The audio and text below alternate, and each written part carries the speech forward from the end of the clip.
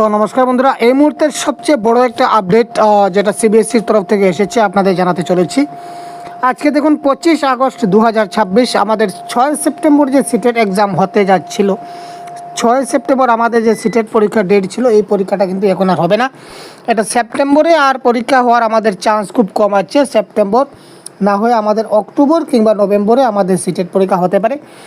তো এই তার অফিসিয়াল পুরো নোটিশ আপনারা এই ডিটেলস এখানে দেখতে পাচ্ছেন, আপনারা স্ক্রিনে আমরা শো করছি।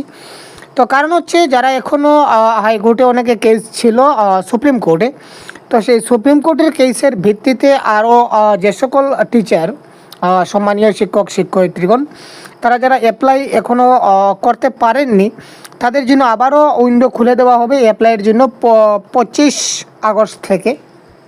ঠিক আছে, এখানে আপনারা দেখতে পাচ্ছেন যে 25 আগস্ট থেকে 1 সেপ্টেম্বর পর্যন্ত তারা অ্যাপ্লাই করতে পারবেন, এবং আপনারা যারা অ্যাপ্লাই করেছেন তাদেরকে আর পুনরায় অ্যাপ্লাই করতে হবে না।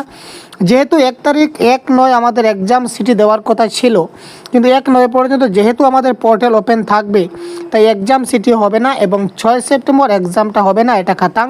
তো আমরা বলতে পারি যে এক্সাম পোস্টপোন হয়ে গেছে। তো স্যার পরবর্তী এক্সাম কবে হবে? তো এখানে দেখুন অফিসিয়াল নোটিশ মতে যদি আমরা যাই, তো after closure of the portal, তো after closure of the portal মানে কত সংখ্যক ক্যান্ডিডেট অ্যাপ্লাই করেছে তার উপর ডিপেন্ড করে আমাদের এক্সাম ডেটটা সিলেক্ট হবে। যদি বেশি সংখ্যক ক্যান্ডিডেট অ্যাপ্লাই করে তাহলে এক্সামটা একটু পিছনে যাবে, কারণ সেখানে মেনটেন্যান্স, অ্যাডমিট কার্ড তৈরি ইত্যাদি ইত্যাদি বিভিন্ন ধরনের ফাংশন আছে সিবিএসসির তরফ থেকে। তো এই সবগুলো জিনিস আপনারা বিচার বিবেচনা করে পরবর্তী সময় আপনারা এক্সাম ডেট দেখতে পাবেন।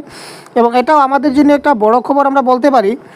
কী ধরনের বড় খবর স্যার? যে আমরা যে পরীক্ষা আমরা কিছুদিন পর হবে, এটা আমাদের জন্য গুরুত্বপূর্ণ একটা আপডেট এই মুহূর্তে। কারণ হচ্ছে আমরা কিছুটা সময় এখন পেয়েছি, আমাদের সময় একদম নাই হয়ে গিয়েছিল প্রায়।